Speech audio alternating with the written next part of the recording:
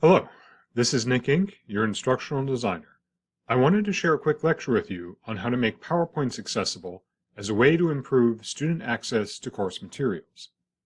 PowerPoints are vital to many classes as they are the primary resource for lessons and lectures.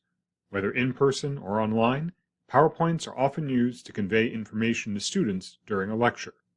As these PowerPoints should be made available on Canvas for future review, it is key to make these accessible so that students who want or need to look at the slides later are not left at a disadvantage. PowerPoint accessibility is made easy with the Office Accessibility Checker. Using this before publishing a slide deck in Canvas will help tremendously.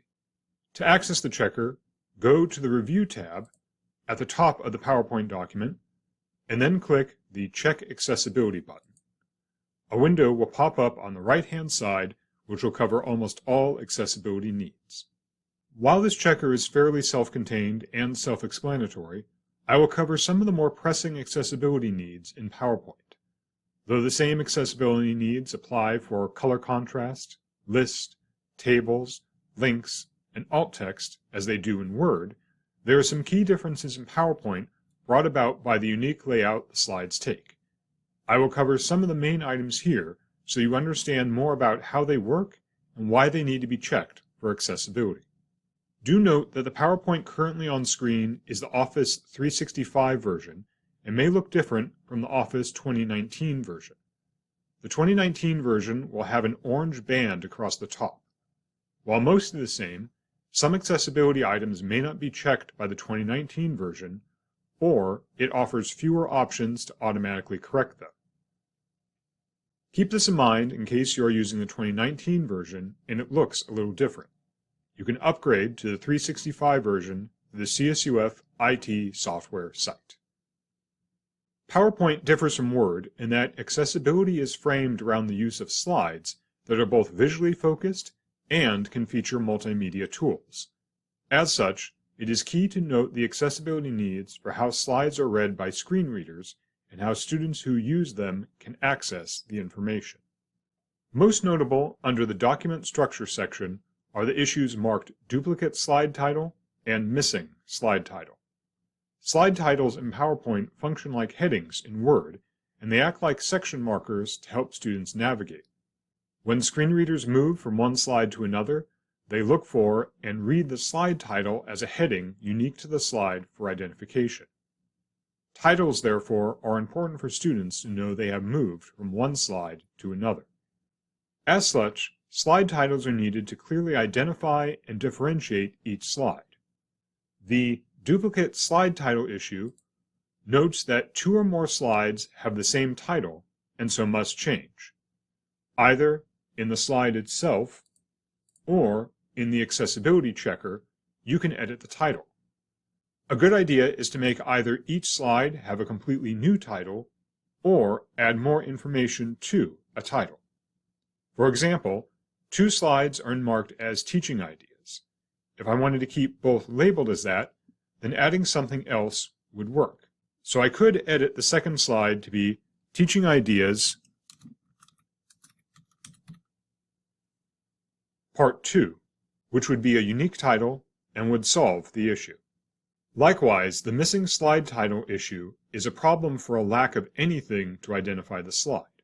For true accessibility, all slides need a designated slide title. Luckily, the 365 Accessibility Checker makes this easy. In the checker, you can select Missing Slide Title item, then choose Add Slide Title to add a title field directly into the slide, which you can edit and move. However, you may not have wanted a title as it may have taken up too much space.